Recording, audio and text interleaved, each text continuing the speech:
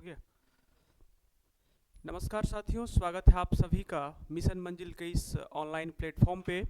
प्यारे बच्चों, आज के सेशन में हम बात करेंगे, जहाँ तक हम लोग कल यानी कि पिछले क्लास में जहाँ तक हम लोग देख लिए थे, वहीं से आगे की ओर इस सेशन को आगे बढ़ाएंगे हम लोग।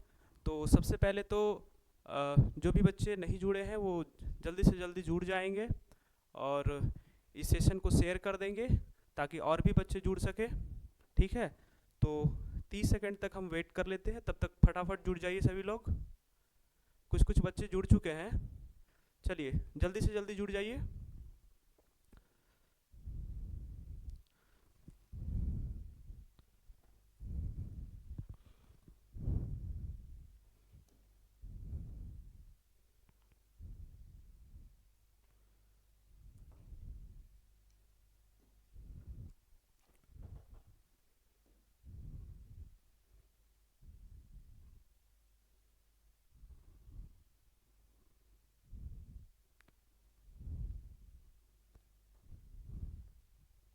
फटाफट जुड़ जाइए सब।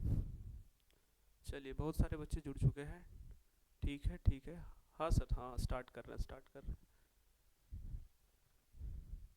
चलिए ठीक है, बच्चे जुड़ रहे हैं, लेकिन सबसे पहले आज का जो सेशन है, जहाँ से हम लोग जहाँ कर चुके थे उसके बाद आगे वहाँ से बढ़ेंगे, लेकिन उससे पहले हम लोग यहाँ तक कल के सेशन में कर चुके थे। ठीक है, तो इससे पहले हम लोग एक थोड़ा सा क्विक रिवीजन कर लेते हैं कि कल हम लोगों ने क्या पढ़ा। ठीक है, उस चीज़ को एक बार देख लेते हैं। सबसे पहले तो हम बात कर रहे थे वोकैबलरी की, कि वोकैबलरी में मेरे पास दो तरह के चैलेंजेस आते हैं। सबसे पहला चैलेंज तो है हाउ टू रिमेंबर का, और दूसरा चैलेंज क्या था, हाउ टू यूज़ का। ठीक है, तो इन दोनों चीज़ों को हम लोग देख लिए थे कि रिमेंबर आने की हम चीज़ों को कैसे याद कर सकते हैं और चीज़ों को कैसे यूज़ करना है। ठीक है, इसमें हम कुछ कुछ मेथड्स को देखे थे, जैसे निमोनिक्स मेथड, इस मेथड को देखे थे। ठीक है, पीआरएस मेथड भी देखे थे।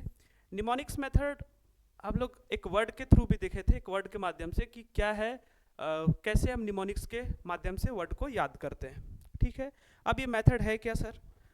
ये मेथड ऐसा मेथड है जिसमें हम किसी भी वर्ड को किसी फोटो के माध्यम से, कोई इमेज के माध्यम से, या फिर कोई इंसिडेंट के माध्यम से उस चीज़ को कनेक्ट करके, उस फोटो से कनेक्ट करके, उस इंसिडेंट से कनेक्ट करके, वो इवेंट से कनेक्ट करके इस चीज़ को हम लोग क्या करते हैं, याद करते हैं। उसी को हम लोग क्या बोलते हैं, निमोनिक्स बोलते हैं। ठीक है सर, यहाँ तक कोई दिक्कत नहीं है सर। फिर पीआरएस मेथड में हम लोग बात किए थे, ये मेथड जो कि इसमें हम बताए थे कि सबसे ज़्यादा 65 to 70% क्वेश्चन जो भी इंग्लिश के जो भी वर्ड हैं, यहीं पे इसी पे बेस्ड होते हैं और यहीं से बनते हैं। ठीक है, और ये मेथड हमें कहाँ कहाँ सहायता मिलता है, इस मेथड से कहाँ कहाँ हमारे लिए यूज़फुल है, उस चीज़ के बारे में हम लोग बताए थे, बात किए थे, जिसमें OWS था, स्पेलिंग एरर का एक जगह था, और था साइनो एंड टू। हम लोग देखे थे कि OWS में बहुत सारे वर्ड के बारे में भी देखे थे। जैसे हम लोग बात किए थे कि हम वैसे लोगों को क्या बोलेंगे जो लोग नींद में चला करते हैं, जो लोग नींद में बोला करते हैं। ठीक है, जिसके लिए वर्ड था सोमनीलॉक्विस्ट। ठीक है, सोमनीलॉक्विस्ट। फिर हम लोग इस वर्ड के बारे में भी बात किए थे, विविपैरस। हम वैसे क्रिएचर्स को क्या बोलेंगे जो क्रिएचर्स बच्चे पैदा करते हो। तो जब ये वर्ड को हम पूछे तो बहुत सारे बच्चे ने जवाब दिया था कि सर विविपैरस हम वैसे क्रिएचर्स को बोलेंगे जो क्रिएचर्स बच्चे पैदा करते हो।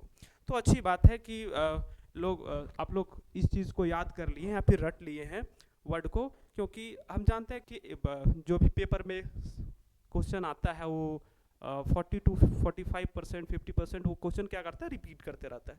तो अच्छी बात है कि एग्ज़ाम की तैयारी बेहतर है, लेकिन फिर भी एक चीज़ को देखिए कि हम लोग याद कर लेते, हिंदी मीनिंग याद कर लेते, जो कि उतना है सही नहीं।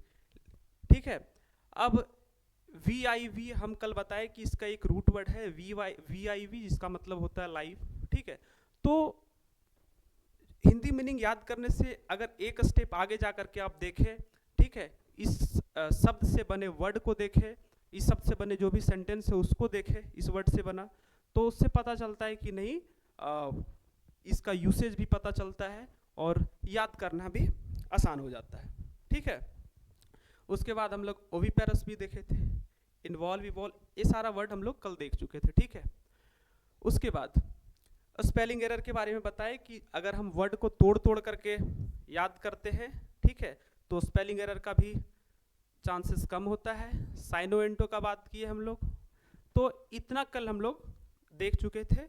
और हम लोग ग्रुप्स पे वापस, यानी कि इसका जो एक हाउ टू रिमेंबर में जो मेथड है, निमोनिक्स है, पीआरएस मेथड है, और एक और मेथड था जो ग्रुप्स का था, वहाँ तक हम लोग जा चुके थे, ठीक है।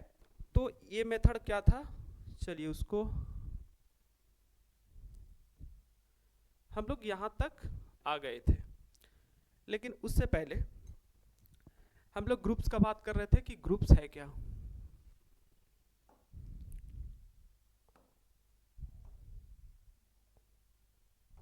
ठीक है, ये ग्रुप्स है क्या।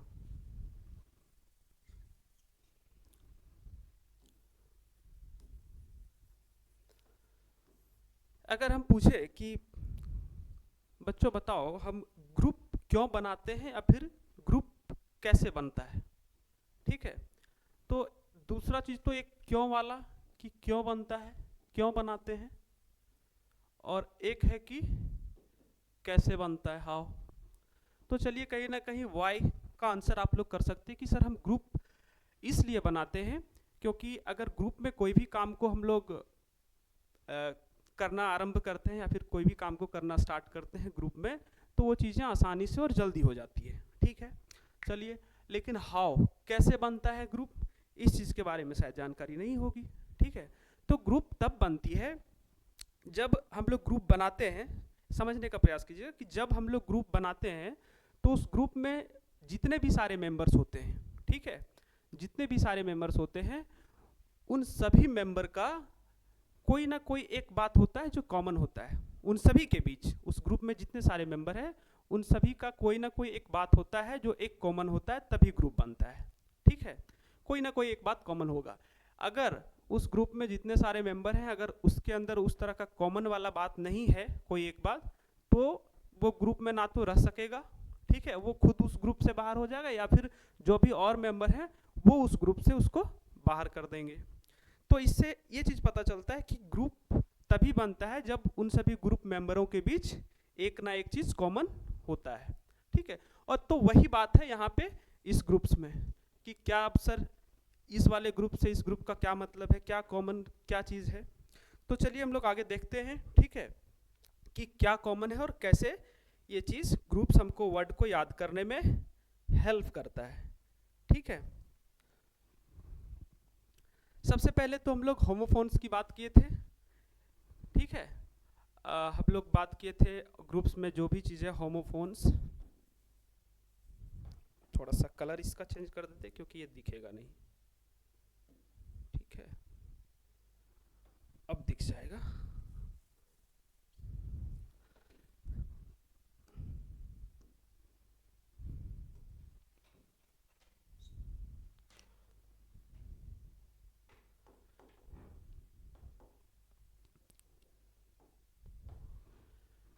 हम लोग होमोफोन के बारे में कि होमोफोन है क्या, होमो क्या है, होमो एक खुद में एक रूट वर्ड है और फोन्स भी खुद में एक रूट वर्ड है, दोनों आपस में एक रूट वर्ड है जिसका मतलब होम मीन्स होता है, होमो मीन्स सेम, ठीक है। फोन्स इसका मतलब होता है साउंड, ठीक। अब एक ऐसा वर्ड, ठीक है, एक ऐसा वर्ड जिसको प्रोनाउंस करने पर एक सेम यानी कि एक ही तरह का साउंड हमें देखने को सुनने को मिलता है, चाहे वो जैसे कि देखिए होमोफोन्स यहाँ पे है, क्या लिखा हुआ, a word that is pronounced the same as another word but that is a different spelling and meaning। अब यहाँ पे देखिए, ठीक है, मेटल मेटल, ये दोनों को जब हम पढ़ते हैं, ठीक है, तो इसका जो प्रोनाउंसिएशन है वो सेम है लेकिन लिखा क्या है अलग अलग, METAL METTLE, दोनों वर्ड अलग अलग लिखा हुआ है लेकिन जब इसको हम पढ़ते हैं तो दोनों का प्रोनाउंसिएशन सेम होता है। तो ऐसे वर्ड को हम लोग होमोफोन्स बोलते हैं, ठीक है।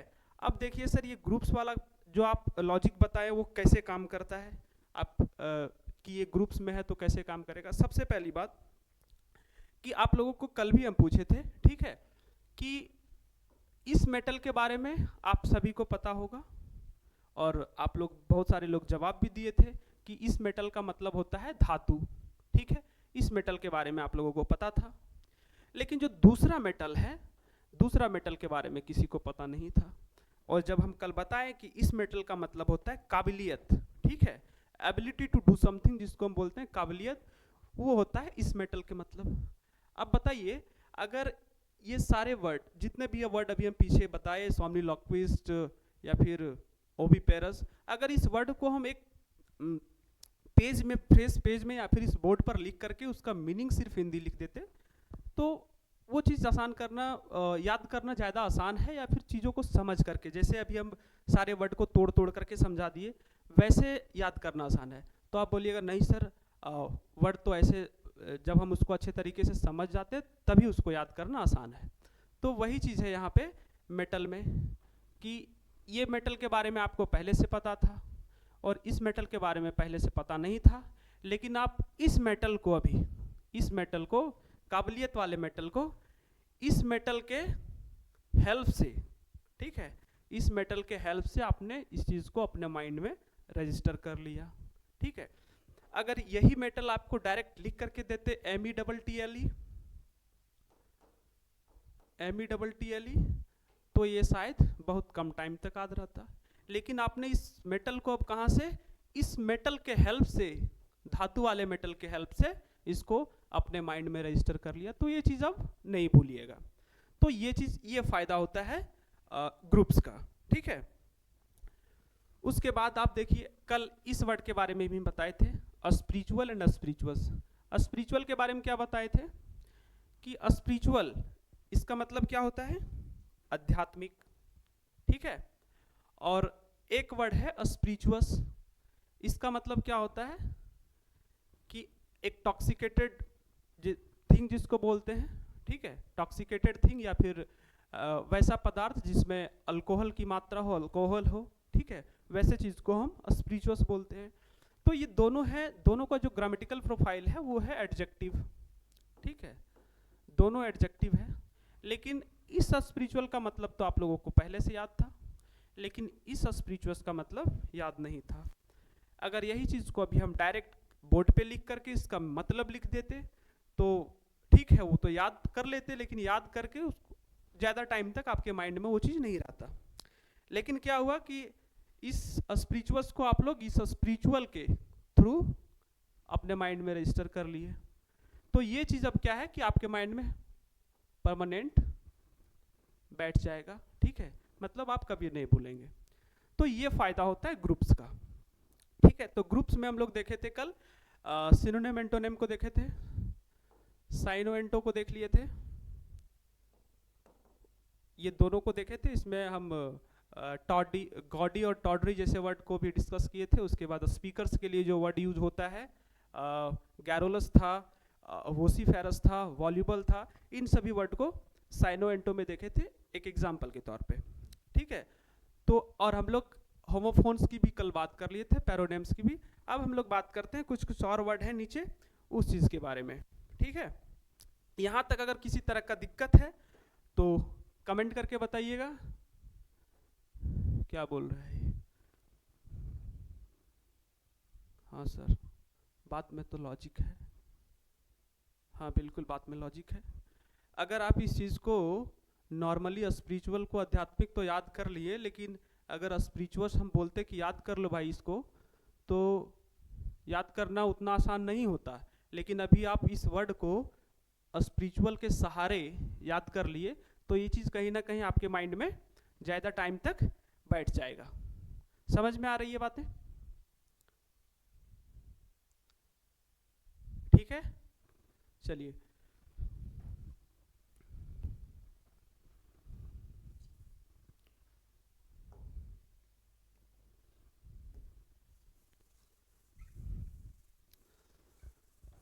तो ये बात था यहाँ तक जो हम लोग कल कर लिए थे, ठीक है।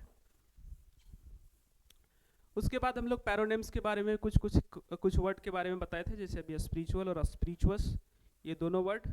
उसके बाद हम लोग होमोनेम्स पे जाएंगे, और उसके बाद एक और टाइप्स है होमोनिम्स के बाद, होमोफोन्स, होमोनिम्स, और एक और टाइप है इपोनिम्स का, उस पे भी हम लोग जाकर के डिस्कस करेंगे। ठीक है, दूसरा वर्ड इसको बताए थे कि इलिसिट मतलब क्या होता है, टू एक्सट्रैक्ट द आंसर, किसी से किसी चीज़ का बारे में उसका आंसर लेना, उसके बारे में पूछना और उसके बारे में जानना। और ये इलिसिट क्या होता है, जिसको हम लोग नाजायज बोलते हैं, इलिसिट रिलेशनशिप, इलिसिट रिलेशनशिप। ठीक है, ये वाला इलिसिट हो गया। ये इसका जो ग्रामेटिकल प्रोफाइल है, ये वर्ब है, ये एडजेक्टिव है। नेक्स्ट वर्ड है लग्जूरियस और लग्जूरियंट। ठीक है, अब देखिए ये स्पिरिचुअल और स्पिरिचुअल से ज़्यादा स्टैंडर्ड फॉर्म का ये वर्ड है, यहाँ पे आपको देखने को मिल गया।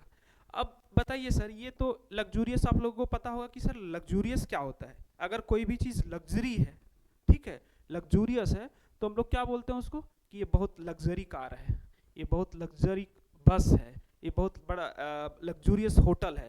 यानी कि वैसा चीज़ जो फुल ऑफ फैसिलिटी हो, जिसमें एकदम ऐसो आराम वाली सुविधा हो, उसको हम लोग लग्जूरियस बोलते हैं।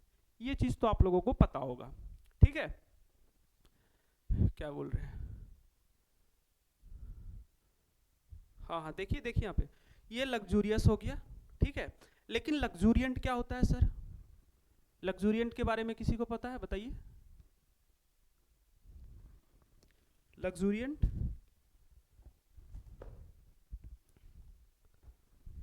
अच्छा ठीक है, कुछ कुछ लोग बोल रहे हैं प्रचुर, अबंडेंट। चलिए ठीक है, आप लोग बोल रहे हैं प्रचुर और अबंडेंट, ठीक है, इसका ठीक है, प्रचुर सही है, लेकिन ये लग्जूरियंट और जो आप प्रचुर बोल रहे हैं उसका तो अबंडेंट भी होगा, लेकिन ये जो लग्जूरियंट है ये डायरेक्टली प्रचुर नहीं है, और जो अबंडेंट आप लोग बोल रहे हैं उसका मतलब होता है डायरेक्ट प्रचुर मात्रा में।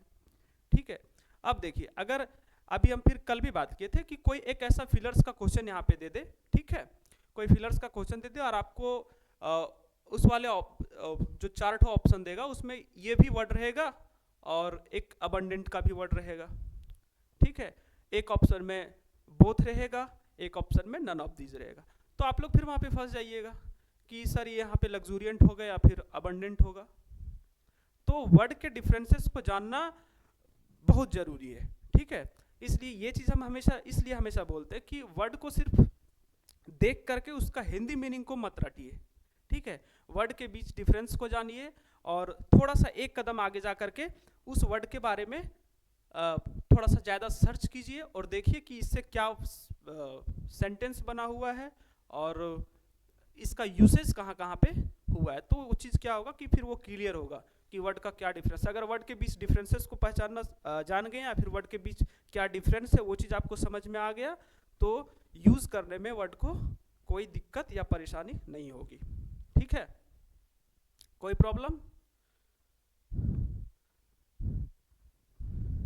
चलिए, अब देखिए, अभी तो लग्जूरियस का ये बता दिए कि ये ऐसो आराम वाला लग्जूरियस है, लेकिन ये डायरेक्टली प्रचुर मात्रा में नहीं है, ये डायरेक्टली प्रचुर मात्रा में नहीं है, इसके लिए अबंडेंट वर्ड है।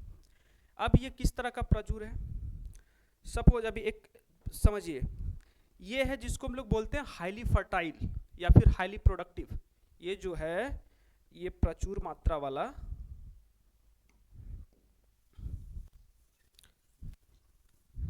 ये जो लग्जूरियंट है वो डायरेक्टली प्रचुर मात्रा के बारे में ये नहीं बताता है। ठीक है, इसका मतलब होता है हाईली फर्टाइल।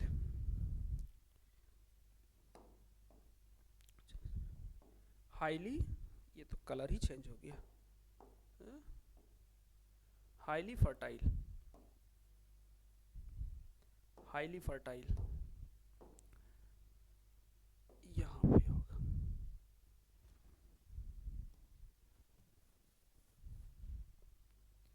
ये क्यों भाई साहब, इरेज करने में इतना दिक्कत क्यों हो रहा है, काम नहीं कर रहा है क्या? हाईली, कलर ही चेंज हो जाए, हाईली फर्टाइल या फिर हाईली प्रोडक्टिव भी इसको हम लोग बोल सकते हैं। ठीक है, तो उस तरह का प्रचुर मात्रा में इसका यूज़ करते हैं। जैसे समझिए इस वर्ड को पहले कि क्या है। अभी हम कुछ कुछ आप ऐड में देखते होंगे या फिर कोई भी शैम्पू का ऐड आता होगा, ठीक है, उसमें देखते होंगे कि उन लोग इंटरनेशनल ब्रांड वाले जो शैम्पूज होते हैं उसमें लिखे होंगे फॉर लग्जूरियंट हेयर, ठीक है।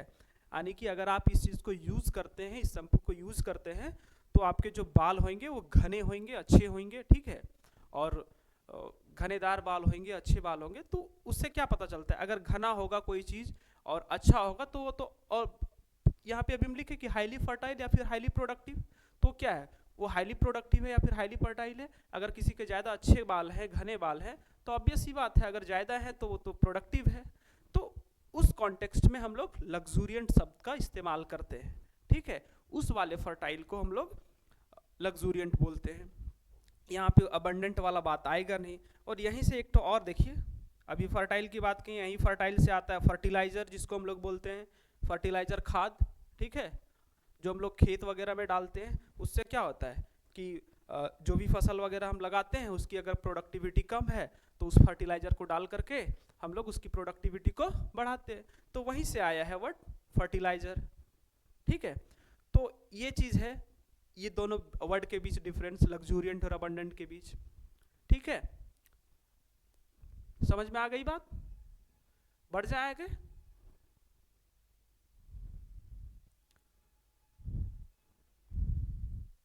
चलिए,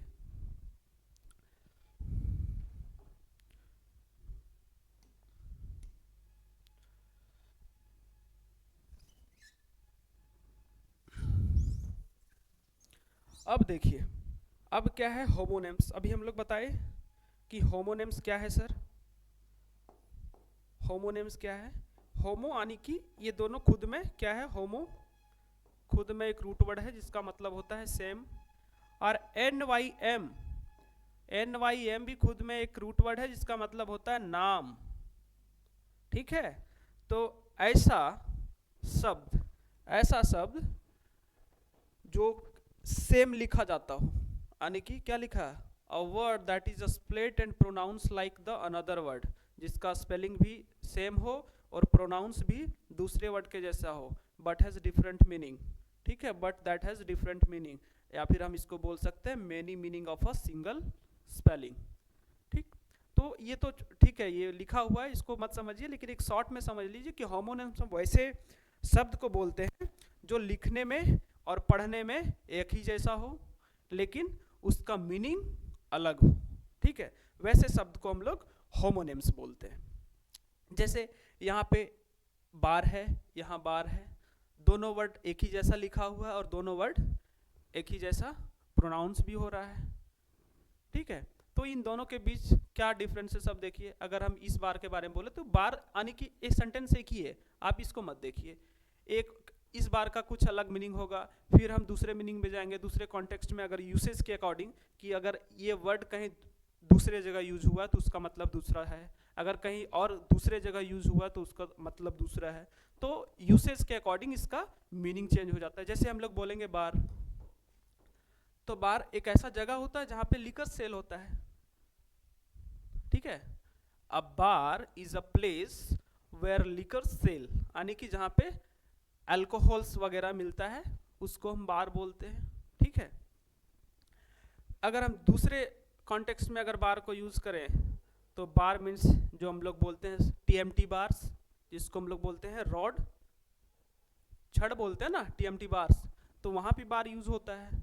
अगर फिर से हम बार का यूज़ करें तो एक बार होता है जिसको हम लोग बोलते हैं बार काउंसिल, बार काउंसिल बोलते हैं ना, वकीलों का एक संगठन होता है बार काउंसिल, वहाँ पे भी बार हो गया। अगर फिर से हम बोले बार, अगर अलग कॉन्टेक्स्ट में यूज़ हो रहा है ये, तो एक बार का मतलब क्या हो जाएगा, जिसको हम लोग बोलते हैं बार ग्राफ। अगर कोई कह रहा है कि you have to raise the performance, you have to raise the bar of your performance, अपने परफॉर्मेंस का बार यानी कि ग्राफ को रेज्ड करो, बढ़ाओ, तो वहाँ पे हम लोग बार शब्द का यूज़ कर सकते हैं, you have to raise the bar of your performance.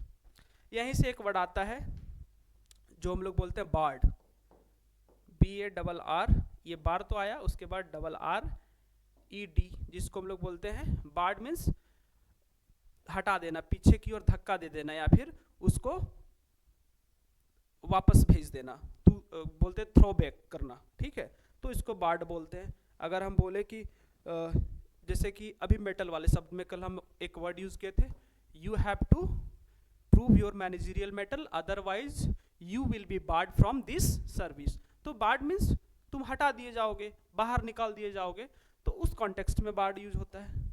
तो यहाँ पे बार का मीनिंग अलग है। एक और आता है जिसको हम लोग बोलते हैं बैरिकेड, BARRICADE, बैरिकेड जिसको बोलते हैं, ठीक है। बैरिकेड हम लोग क्यों यूज करते हैं? जैसे हम लोग देखते हैं कि पुलिस वाले लोग रास्तों में अगर कहीं कोई मंत्रीज वगैरह आ रहे हैं, कोई मिनिस्टर वगैरह आए हैं, तो बैरिकेड लगा करके क्लोज कर देते हैं रास्ते को, यानी कि क्लोज कर देते हैं, तुम्हारा ये परमिशन इधर नहीं है, तुम इधर नहीं आ सकते हो, यानी कि तुमको वहीं पे रोका जाता है। तो वहाँ पे उस शब्द में हम लोग बैरिकेड यूज करते हैं।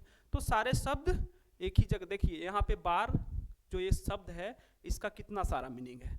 तो वही चीज़ है कि शब्द तो एक ही है, लिखा हुआ भी एक ही तरह से है और प्रोनाउंस भी एक ही तरह से होता है, लेकिन इसका मीनिंग अलग अलग है, ठीक है।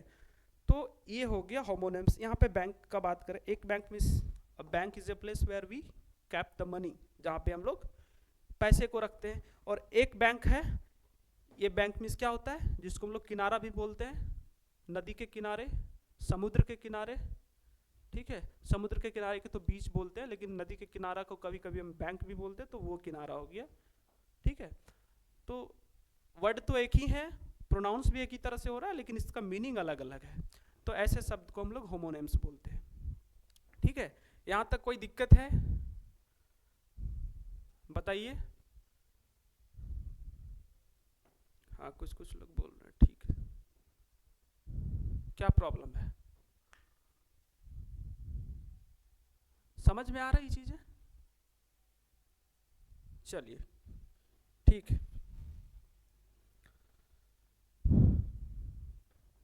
उसके बाद अभी हम लोग जो बात कर रहे थे होमोनिम्स और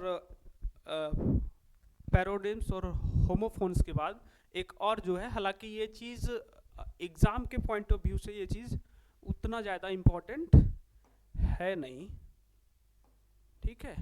एग्ज़ाम के पॉइंट ऑफ व्यू से ये चीज़ इपोनेम्स जो है उतना इम्पोर्टेंट है नहीं, क्योंकि ये चीज़ एग्ज़ाम्स वगैरह में नहीं पूछा जाता है। लेकिन हाँ, इस चीज़ के बारे में जान लीजिए कि ये है क्या, ठीक है। क्या लिखा हुआ इपोनेम्स के बारे में? अ पर्सन आफ्टर हुम, यानी कि कोई व्यक्ति जिसके नाम के आधार पे उसके डिस्कवरी, अगर कोई वो चीज़ कुछ आविष्कार किए उसके आधार पे, उसके इन्वेंशन या फिर कोई प्लेस के आधार पे, ठीक है, या फिर इज नेम्ड और थॉट टू बी नेम्ड, या फिर उसके थॉट को, ठीक है, नॉर्मल सी बात समझिए, उसी को हम लोग क्या बोलते हैं, नेम और noun formed after the person, ठीक। वैसा वर्ड जो किसी व्यक्ति के नाम के आधार पे, कोई प्लेस के आधार पे, ठीक है, या फिर कोई व्यक्ति कुछ इन्वेंट किया, सपोज जैसे हम लोग बात करते हैं, कोई भी साइंटिस्ट ले लीजिए, ठीक है, जैसे हम लोग बात करते हैं अभी जो ग्रेविटेशनल फोर्स का जो खोज किया, ठीक है, तो उसी का हम लोग नाम ले लेते हैं। तो उसके नाम पे क्या, अगर कोई वर्ड आ गया ग्रेविटेशन, तो उस तरह के वर्ड को हम लोग इपोनेम्स बोलते हैं। लेकिन वैसा कुछ है नहीं, अ पर्सन आफ्टर हुम अ डिस्कवरी और invention, place etc is named और थॉट टू बी नेम्ड, ठीक है, उसी को हम लोग इपोनेम्स बोलते हैं। ये स्लैश है यहाँ पे, इसको हम इस शब्द में भी डिफाइन कर सकते हैं। जैसे समझिए यहाँ पे जो वर्ड लिखा हुआ उसके आधार पे, ठीक है, कि क्या है इपोनेम्स, वैसा वर्ड जो किसी व्यक्ति के नाम के आधार पे, जो किसी प्लेस के नाम के आधार पे, या फिर कोई एक इन्वेंशन के आधार पे, कोई डिस्कवरी के आधार पे उस चीज़ को वर्ड का नाम दिया जाता हो, उसी को हम लोग इपोनेम्स बोलते हैं। अभी चीज़ें समझ में नहीं आती होगी, लेकिन जब हम एग्जाम्पल को समझाएंगे तो चीज़ समझ में आ जाएगी। अब देखिए क्या है, एक वर्ड यहाँ पे लिखा हुआ है जगरनॉट। जगरनॉट, पता है ये वर्ड जगरनॉट आया कहाँ से? वैसे तो इसका मीनिंग यहाँ पे लिख करके रखे हुए हैं कि एक ऐसा फोर्स, एक ऐसा बल जिसको रुका ना जा सके। एन अनस्टॉपेबल फोर्स, एक ऐसा बल, एक ऐसा फोर्स जिसको नहीं रोका जा सके, उसको हम लोग जगरनॉट बोलते हैं। लेकिन अब बात रही कि सर ये वर्ड आया कैसे, कहाँ से, तो इसके पीछे जो कहानी, उस कहानी को समझिए, उसके बाद पता चलेगा कि इपोनेम्स हम किसको बोलते हैं। ठीक है, जगरनॉट जो वर्ड है वो आया है जगन्नाथपुरी से। जगन्नाथपुरी जो कि उड़ीसा में एक जगह है, पुरी, ठीक है, जहाँ पे जगन्नाथ जी की रथ यात्राएं निकाली जाती है, जब जो टाइम आता है उनका रथ यात्रा निकालने का उस समय, तो वही जगन्नाथपुरी, वहीं से ये वर्ड आया हुआ है। ठीक है, जगरनॉट। अब इसके पीछे कहानी क्या है उस चीज़ को समझिए।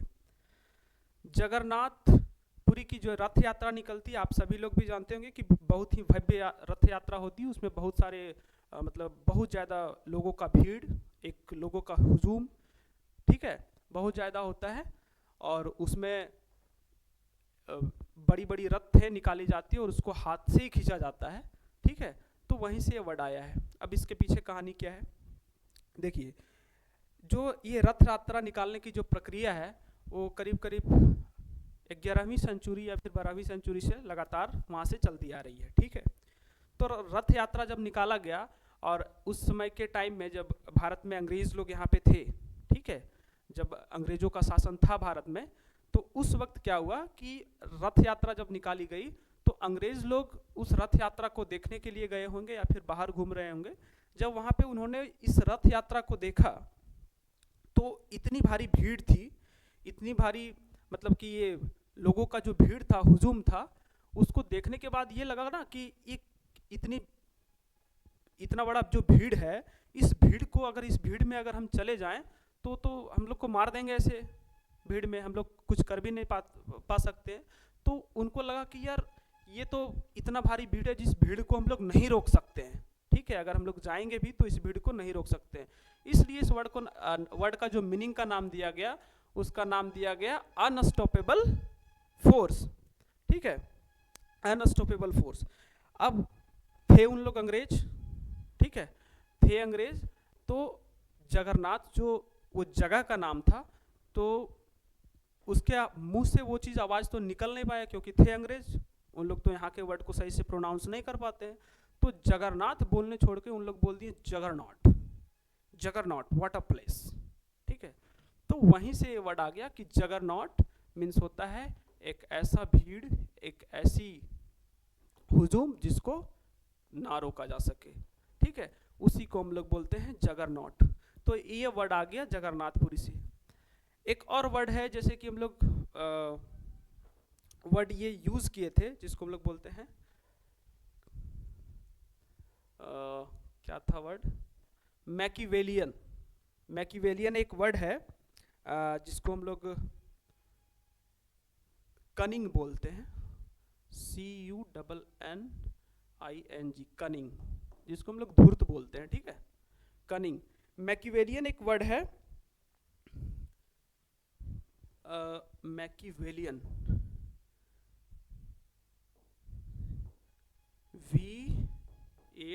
VALLIAN, मैकिवेलियन वर्ड है, जो कि ये वर्ड अभी नहीं, बहुत टाइम पहले, अभी के जो अभी दिल्ली के पूर्व मुख्यमंत्री कौन थे, अरविंद केजरीवाल, वही साहब के लिए वर्ड यूज़ किया गया था, मैकिवेलियन।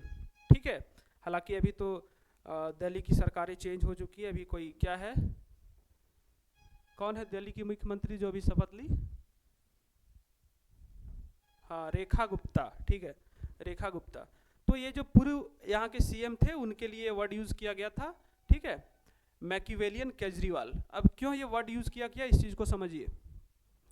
आप लोग ये चीज़ जानते होंगे कि नेताओं का जो होता है वो उन लोग का नेचर क्या होता है। ठीक है, क्या होता है कि मैकिवेल जो ये वर्ड है वो आया है इटली के एक पॉलिटिशियन,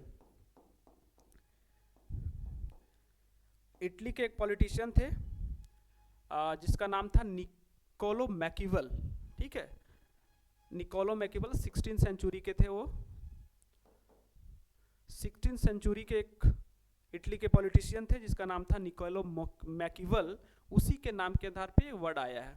अब निकोलो मैकिवल जो थे वहाँ के पॉलिटिशियन थे, और पॉलिटिशियन का क्या होता है कि उन लोग जब भी इलेक्शन वगैरह आते हैं, जब भी वोटिंग का टाइम आता है, तो लोगों के साथ आकर के बड़े बड़े वादे करते हैं, ठीक है, चुनाव में। उसके बाद उस वादे को जब वो जीत जाते हैं इलेक्शन, उसके बाद उस वादे को भूल जाते हैं। इसका मतलब क्या हुआ कि लोगों के साथ आकर के बड़े बड़े वादे कर दिए, लेकिन फिर जब टाइम आया उस वादे को पूरा करने के लिए, तो वो सरेंडर कर देते अपने आप को, हमने तो ये नहीं किया, वो नहीं किया था, ठीक है। तो उन लोग का क्या होता है मोटिव, लोगों का चूना लगाना, ताकि अपनी पहले वोट लो, उसके बाद फिर जो भी वादे हैं उस चीज़ को भूल जाओ। तो वो उस तरह का जो नेता था, उसी के लिए वर्ड यूज़ किया गया, क्योंकि निकोलो मैकिवल था नाम, और उसी के नाम पे ये चीज़ रखा गया मैकिवेलियन, जिसका मतलब होता है कनिंग या फिर धूर्त, ठीक है, कि वैसा आदमी जो लोगों का चूना लगाता हो, जो लोगों से झूठ फरेब की बातें करता हो और उसके वादों को पूरा ना करता हो, वैसे लोगों को हम लोग मैकिवेलियन बोलते हैं। और ये वर्ड यूज़ हुआ था कुछ टाइम पहले अरविंद केजरीवाल के लिए। तो ये है इसका मतलब, ठीक है। तो वैसा वर्ड जो किसी आदमी, कोई पर्सन के नाम पे, कोई डिस्कवरी के नाम पे, कोई प्लेस के नाम पे अगर उस वर्ड को बनाया जाता हो, तो उसी को हम लोग इपोनेम्स बोलते हैं। हालांकि ये ज़्यादा एग्जाम के पॉइंट ऑफ व्यू से ज़्यादा ज़रूरत है नहीं इसका, लेकिन फिर भी यहाँ था तो फिर इसको बता दिए, ठीक है। यहाँ तक कोई दिक्कत नहीं, यहाँ तक आगे बढ़ जाए, कोई दिक्कत है क्या? चलिए आगे बढ़ जाते हैं।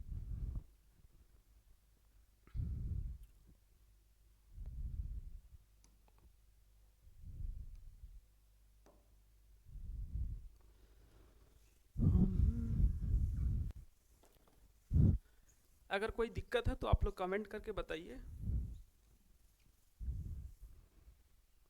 चलिए कोई दिक्कत नहीं सर, कोई दिक्कत नहीं, कोई दिक्कत, नो डाउट। चलिए ठीक है, आगे बढ़ते हैं। अब देखिए अब हम लोग आ जाते हैं, जब हम लोग स्टार्टिंग में जब देखे थे कि वोकैब को पढ़ने का जो 2 चैलेंज था, ठीक है, एक तो हाउ टू रिमेंबर का और हाउ टू यूज का। तो अब हम लोग आ गए हैं दूसरे वाले चैलेंज पे कि वोकैब को यूज कैसे करें, ठीक है। क्या है लिखा हुआ, ये हेडिंग क्या लिखा हुआ हेडिंग में, वोकैबुलरी एंड इट्स यूसेज, ठीक है, वोकैबुलरी एंड इट्स यूसेज, कि वोकैब को हम कैसे यूज करें, उस चीज के बारे में इसमें बताया गया और दिखाया गया है, ठीक है।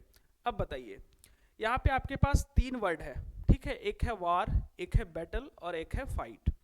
और जो ये तीनों है, तीनों जो वर्ड है वो तीनों है फाइट से रिलेटेड, ठीक है, फाइट से रिलेटेड यानी झगड़ा से रिलेटेड जिसको हम लोग बोलते हैं, ठीक है, फाइट से रिलेटेड तीनों वर्ड है, लेकिन तीनों का मतलब एक ही होता है। लेकिन देखिए क्या यहाँ पे एरो मारा है, लिखा है डिग्री ऑफ वर्ड इंक्रीजेस। अगर इस वर्ड को हम इस फॉर्मेट में लिखते हैं, सबसे पहले फाइट, फिर बैटल, फिर वार, तो क्या हो रहा है कि डिग्री ऑफ वर्ड इंक्रीज कर रहा है। मतलब तो सबका सेम ही है, लेकिन अगर अलग अलग जगह पे अलग अलग यूसेज है, ठीक है। अगर हम फाइट की बात करें तो फाइट का क्या मतलब होता है, फाइट की अगर हम बात करें तो फाइट का मतलब होता है नॉर्मल सा फाइट, जो हम लोग आपस में झगड़ा वगैरह लग जाते हैं किसी से, तो उस तरह के फाइट को हम लोग फाइट बोलते हैं। इस चीज़ से आप तो भली भांति परिचित होंगे, ठीक है। अब दूसरा वर्ड है जो है बैटल। ये अब हुआ क्या, बैटल मीन्स क्या हुआ, हम लोग बहुत सारा सुनते हैं, battle of Plassey, battle of Buxar, battle of Panipat, ठीक है। तो वो वाला बैटल, वो वाला झगड़ा है, जिसमें क्या होता है कि जब ऑब्वियस ही बात है, battle of Plassey, battle of Panipat, उसमें क्या है कि 2 राजाओं महाराजाओं के बीच, 2 किसी अलग अलग किंगडम के लोगों के बीच झगड़ा होता है। उसमें सिर्फ राजा ही नहीं, उसमें सारे उसके आर्मीज लोग भी होते हैं, ठीक है।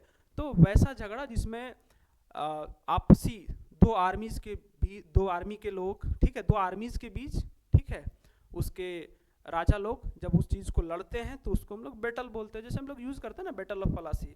लेकिन वार की बात करें तो वार तो सबसे बड़ा है। क्या है वार, वार मतलब होता है कि वैसा युद्ध जिसमें कम लोग नहीं,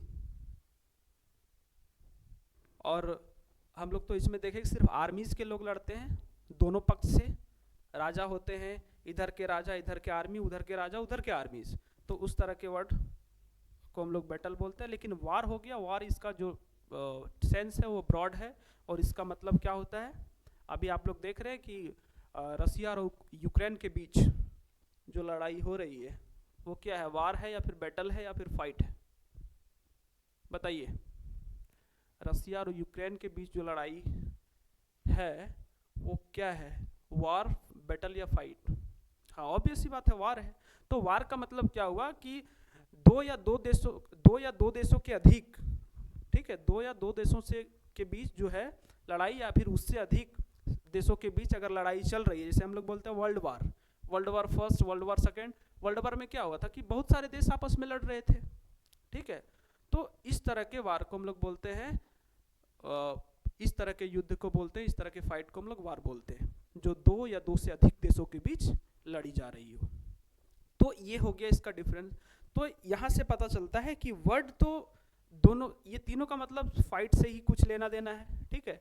लेकिन जब तक हम वर्ड के बीच क्या डिफरेंसेस है उस चीज़ को नहीं समझेंगे तो इसके यूसेज को भी नहीं समझ पाएंगे कि वर्ड वार कहाँ यूज़ करना है, बैटल किस जगह पे यूज़ करना है, फाइट किस जगह पे यूज़ करना है, ठीक है।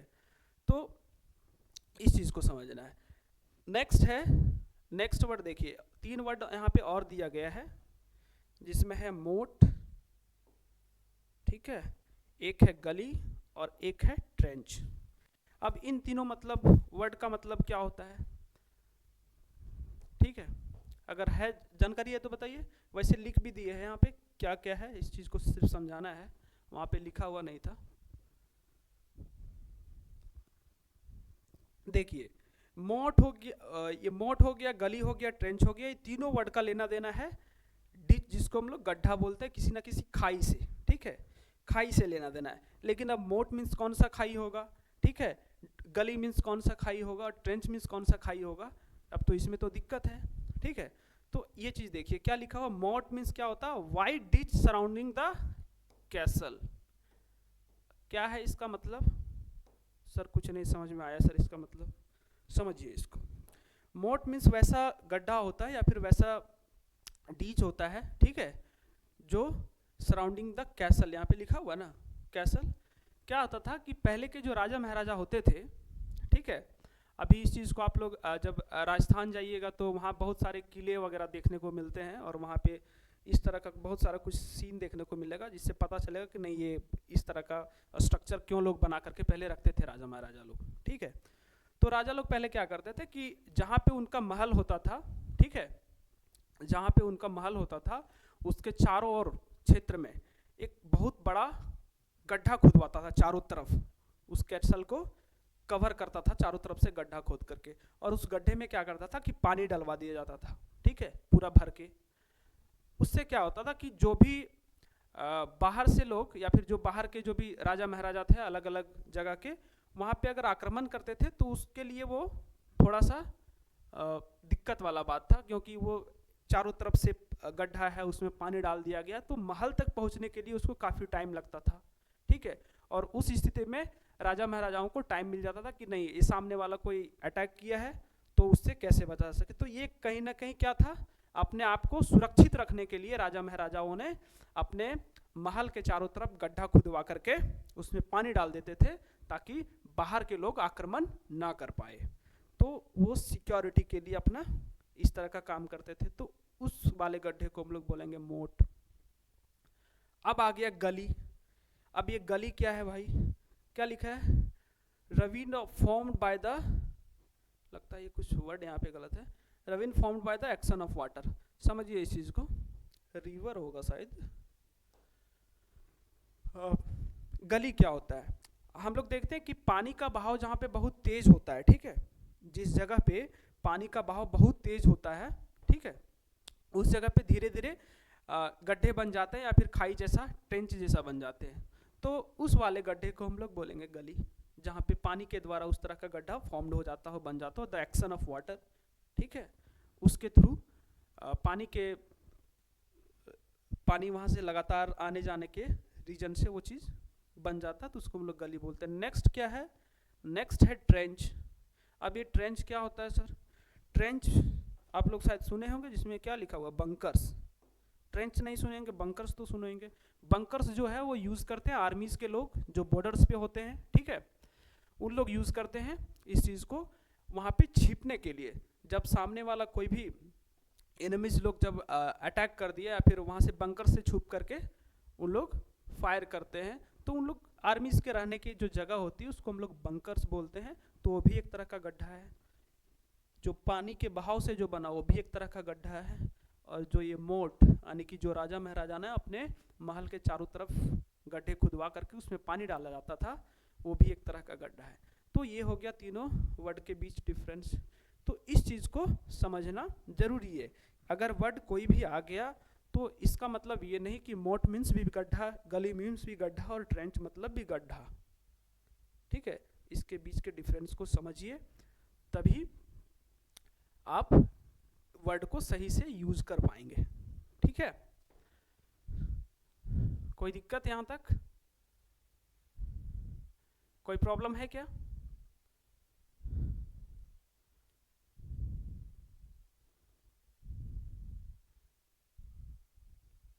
कोई दिक्कत है? No sir, no sir, no sir, all okay. चलिए ठीक है, फिर बढ़ जाते हैं हम लोग आगे।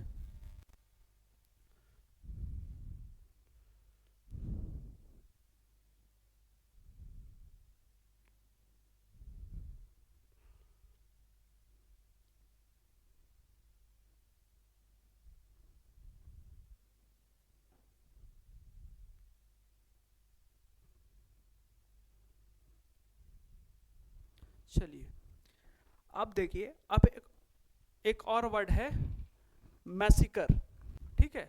मैसिकर, ये वर्ड क्या है आप देखिए इस चीज को। मैसिकर जो वर्ड है, ये वर्ड है जिसको हम लोग बोलते हैं, ये तीनों वर्ड का मतलब होता है मास किलिंग। मास किलिंग यानी कि अत्यधिक संख्या में लोगों का मारा जाना, इसको हम लोग बोलते हैं मास किलिंग। तो ये तीनों वर्ड तो समझ में आ गया कि लोगों का मारा जाना है, लेकिन कैसे? मास किलिंग, बहुत ज़्यादा संख्या में। अब वर्ड के बीच अगर आपको डिफरेंस पता है, और ये देखिए ये तीनों वर्ड का जो है ग्रामेटिकल प्रोफाइल तीनों क्या है? नाउन है। हम कल भी बात किए थे कि अगर आप लोग वर्ड देख रहे हैं तो इस चीज़ को बिल्कुल, इस चीज़ को ध्यान में रखिए कि इस वर्ड का ग्रामेटिकल प्रोफाइल्स को जानने का कोशिश कीजिए कि वर्ड क्या है, नाउन है, एडजेक्टिव है, वर्ब है, एडवर्ब है, इस चीज़ को जानने का कोशिश कीजिए, ठीक है। अब ये सर मैसिकर, जेनोसाइड और कार्नेज, ये तीनों जो शब्द हैं ये हैं रिलेटेड मास किलिंग से, ठीक है।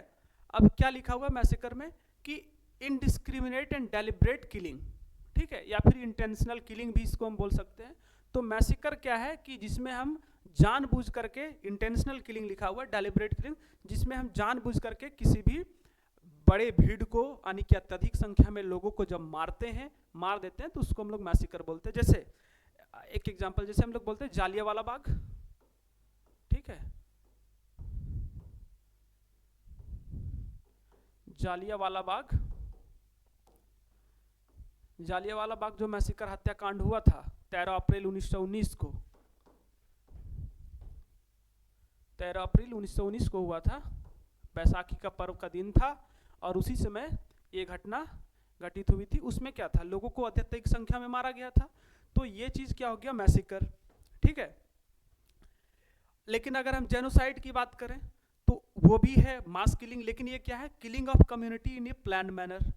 किसी भी एक खास कम्युनिटी के लोगों को प्लान करके, ठीक है, प्लान बना करके, अपना प्लान बना करके अगर उस चीज को, उसको मारा जाता हो, किसी एक खास कम्युनिटी को, ठीक है, नहीं ऐसा नहीं है कि सभी लोगों, किसी एक खास कम्युनिटी को अगर प्लान बना करके पूरे कम्युनिटी को साफ कर दिया जाता है, मार दिया जाता है, तो उसको हम लोग क्या बोलते हैं? जेनोसाइड। लेकिन कार्नेज, ये कार्नेज क्या है सर? इसमें भी है इंटेंशनल और एक्सीडेंटल और इंसिडेंटल किलिंग। इसमें क्या है? Violent killing of large number of people specially in war. जैसे अभी हम बात कर रहे थे रसिया और यूक्रेन जो वार चल रहा है उसका, या फिर हम बात करें अभी इजराइल और हमास के बीच जो वार बहुत दिनों से चल रहा था, ठीक है। तो इन सभी वार में क्या होता है कि इंटेंशनल या फिर एक्सीडेंटल में भी बहुत सारे ऐसे लोग होते हैं जो कि वहाँ के सिविलियन को भी मार देते हैं, ठीक है, मार नहीं देते हैं, वो एक्सीडेंटली मर जाते हैं। इंसिडेंटल होता है या फिर इंटेंशनल भी बहुत सारे लोग को मारे जाते हैं। तो इस तरह के मास किलिंग को हम लोग कार्नेज बोलते हैं, ठीक है, जो अभी देखने को मिल रहा है, रसिया यूक्रेन हो गया या फिर इजरायली और हमास। तो ये हो गया इन तीनों वर्ड के बीच का डिफरेंस, ठीक है, ये तीनों वर्ड के बीच का डिफरेंस यही हो गया। तो एक ही बात है कि वर्ड के बीच क्या डिफरेंसेस है उस चीज़ को समझने का कोशिश कीजिए, ठीक है, तभी इसके यूसेज को आप लोग समझ सकते हैं कि अगर मैसिकर आ गया तो इस वर्ड को हम लोग कहाँ पे यूज़ करेंगे, अगर जेनोसाइड आ गया तो इस वर्ड को हम लोग कहाँ यूज़ करेंगे, ठीक है। यहाँ तक चीज़ें समझ में आ रही है, कोई दिक्कत नहीं सर। अब देखिए हम लोग दो चीज़ जो देखे थे कि वोकैब का दो चीज़ जो था, सबसे पहले तो दो चीज़ ऐसे हम लोग डिवाइड किए थे, एक था how to read how to use का, वो समाप्त हो चुका है। अब जो हम लोग पढ़ेंगे vocabulary based on root word, कि रूट वर्ड पे बेस्ड कुछ वोकैबलरीज को पढ़ेंगे जो किसी ना किसी रूट वर्ड पे है। बाकी हम लोग उसके बाद फिर आगे का और सेशन करेंगे जिसमें बहुत सारा रूट वर्ड को डिस्कस करेंगे। तो इसमें से जो सबसे पहला जो रूट वर्ड है वो है साइड का। अब बताइए सर, एक साइड CID इसका मतलब क्या होता है? इसका मतलब तो ऑलरेडी लिखा हुआ है सर, क्या है? साइड का मतलब होता है किलिंग, ठीक है। साइड जो वर्ड है इसका मतलब होता है किलिंग, और किलिंग से रिलेटेड है ये वर्ड, ठीक है, समझ में आ रहा है? कोई दिक्कत?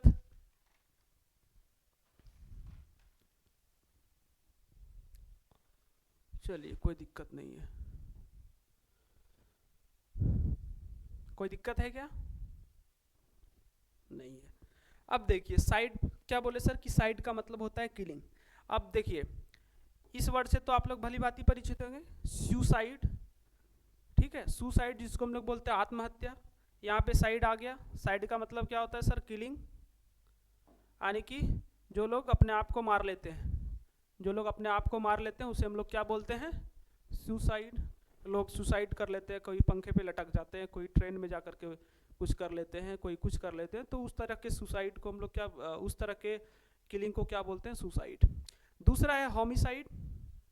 होमिसाइड देखिए होमिसाइड क्या है कि HOMI जो है एक रूट वर्ड है जिसका मतलब होता है ह्यूमन, ठीक है, इसका मतलब क्या होता है? ह्यूमन। और साइड मीन्स तो पता है सर कि साइड का मतलब क्या होता है? किलिंग।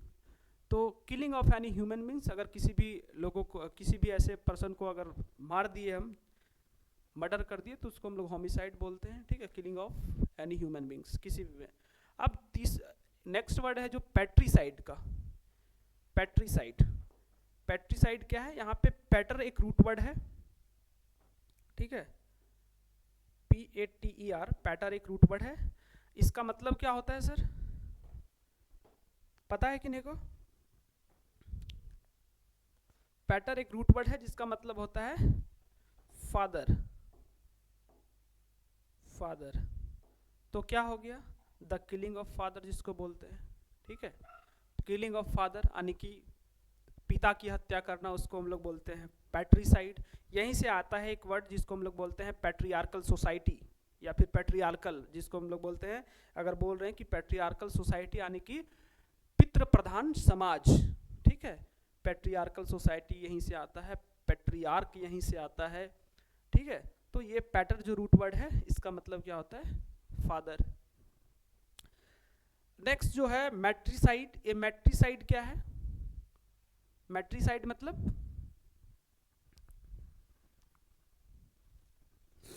मैट्रिसाइड मीन्स तो क्या होता है?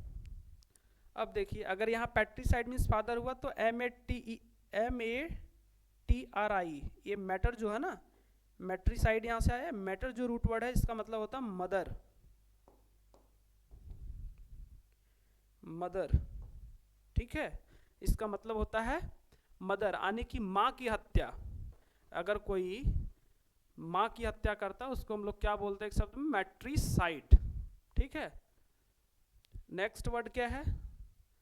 मैरिटिसाइड। मैरिटिसाइड मीन्स क्या होता है? मैरिटिसाइड मीन्स जिसको हम लोग बोलते हैं मैरिटल। मैरिटल मीन्स क्या होता है? ये मैरिटिसाइड लिखा हुआ है, यहाँ से एक रूट वर्ड है मैरिटल जो आता है, इसको हम लोग बोलते हैं, बताइएगा कोई। मैरिटल मीन्स जो शादीशुदा लोग हैं, ठीक है, शादीशुदा लोग हैं, तो मैरिटल यहाँ से आता है, जिसको बोलते हैं जो शादीशुदा लोग हैं, यानी कि किलिंग ऑफ हस्बैंड्स, यहाँ पे इसका जो मीनिंग निकलता है killing of husband, killing of husband,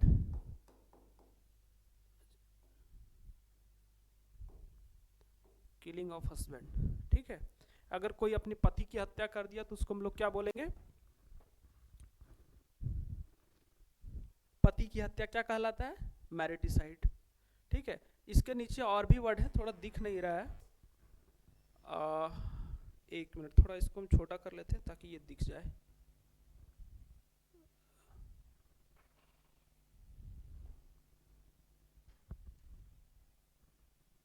हाँ अब दिखेगा। जैसे कि एक वर्ड है यहाँ पे यूक्सोरिसाइड, ठीक है,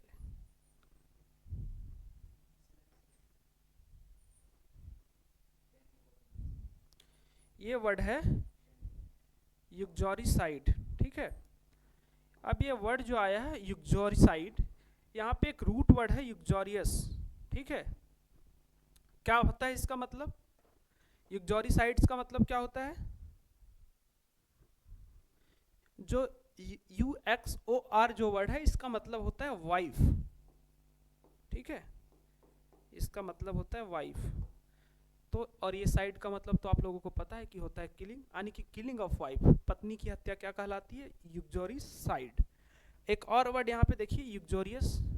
अब अगर साथ में ये वर्ड है यूक्सोरिसाइड, तो यहाँ पे यूक्सोरियस भी आपको मिल गया। इसका मतलब क्या होता है? अगर अभी हम बताएं कि UXOR जो रूट वर्ड है इसका मतलब वाइफ होता है, तो यूक्सोरियस मीन्स क्या होगा?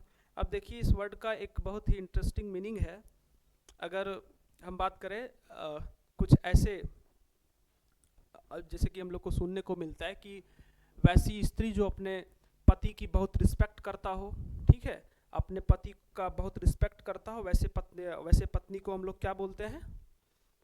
पतिव्रता पत्नी, वही बोलते हैं ना, पतिव्रता पत्नी। लेकिन यहाँ ये वर्ड है वाइफ के लिए, तो इसका मतलब होता है कि वैसा पति जो अपनी पत्नी की बहुत ज़्यादा रिस्पेक्ट करता हो, केयर करता हो, अपनी पत्नी से बहुत ज़्यादा प्यार करता हो, तो वैसे पति को हम लोग क्या बोलते हैं?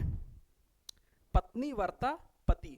तो ये हो जाता है यूक्सोरियस हस्बैंड। यहाँ पे अगर वर्ड को हम ऐड करें, यूक्सोरियस हस्बैंड, जिसको हम लोग बोलते हैं पत्नीव्रता पति, ठीक है। तो ये हो गया इसका मतलब। यहाँ तक कोई दिक्कत है? चलिए कोई दिक्कत नहीं, हम लोग आगे बढ़ जाते हैं। अब जो नेक्स्ट वर्ड है फ्रैट्रिसाइड। अब ये फ्रैट्रिसाइड होता क्या है सर? फ्रैट्रिसाइड, चलिए साइड का मतलब तो हम लोगों को पता है कि साइड का मतलब हो गया किलिंग, ठीक है। लेकिन ये फ्रैटर क्या है? फ्रैटर एक रूट वर्ड है जिसका मतलब होता है भाई, जिसको बोलते हैं ब्रदर, ठीक है, ब्रदर। फ्रैटर जो रूट वर्ड है इसका मतलब होता है ब्रदर, यानी कि भाई का हत्या क्या कहलाएगा? फ्रैट्रिसाइड। भाई का हत्या फ्रैट्रिसाइड। यहीं से वर्ड आता है फ्रैटर्निटी, जिसको हम लोग भाईचारा बोलते हैं।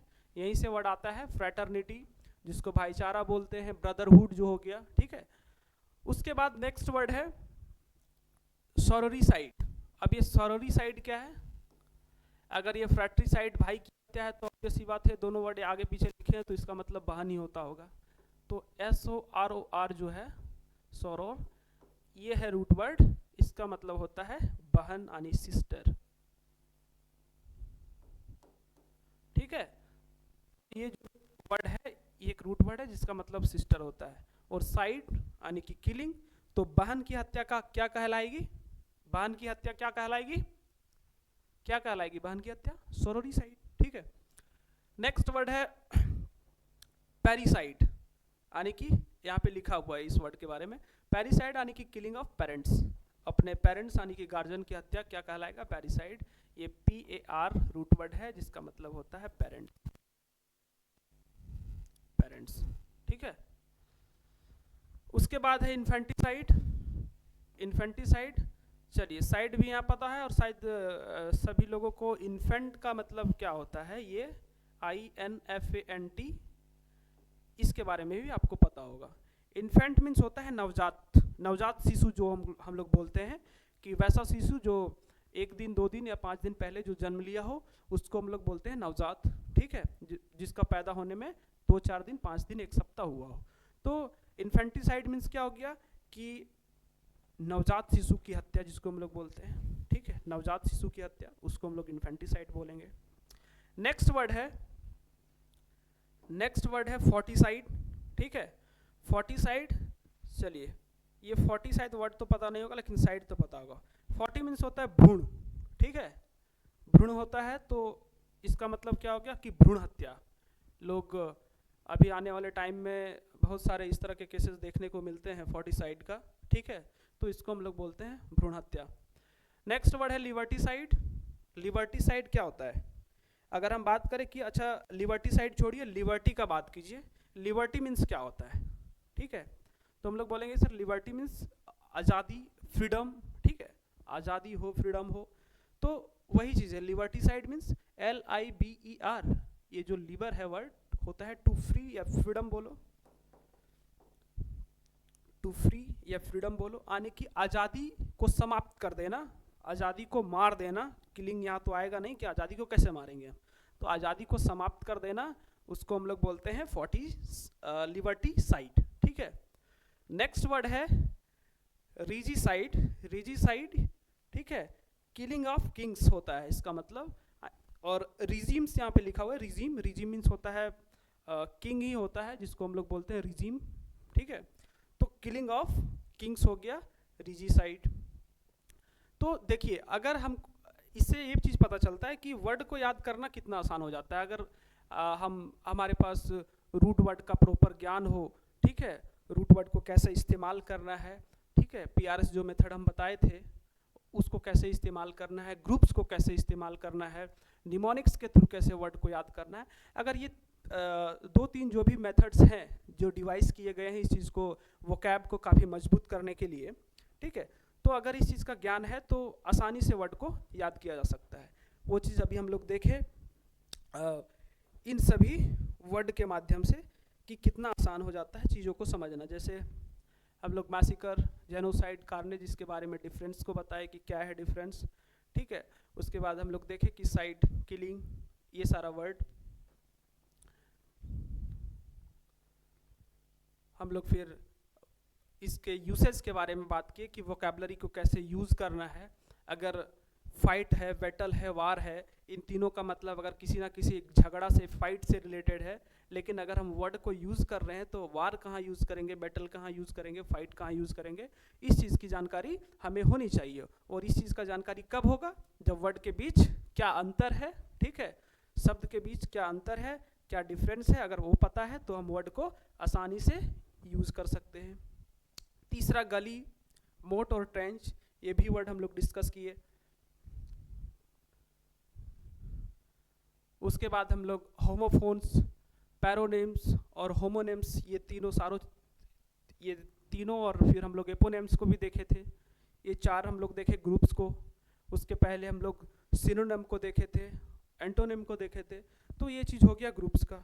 ठीक है, तो ग्रुप्स को भी हम लोग देख लिए।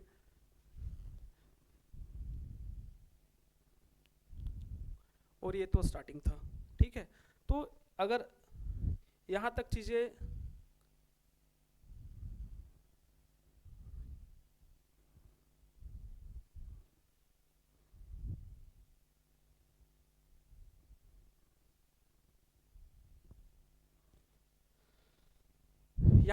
अगर समझ में आ गई है, ठीक है, कि क्या है, और किसी तरह का अगर कहीं कुछ डाउट है तो आप लोग पूछ सकते हैं।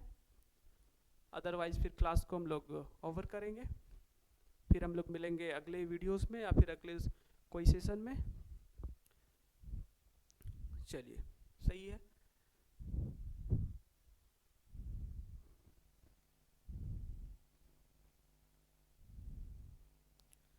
ठीक है, बहुत बहुत धन्यवाद आप सभी का। ठीक है, फिर से मिलते हैं हम लोग किसी अगले वीडियो में, और कोई अलग टॉपिक के साथ। ये हम लोग इंग्लिश ग्रामर का वोकैब का कोई टॉपिक कर रहे थे, इसमें क्या वोकैब का क्या डायनेमिक्स है, ठीक है, कैसे वोकैब को हम लोग पढ़ सकते हैं, किन किन चीज़ों को क्या कौन कौन से मेथड है जिस मेथड के थ्रू हम वोकैब को मजबूत कर सकते हैं, वो सारा चीज़ हम लोग देख लिए।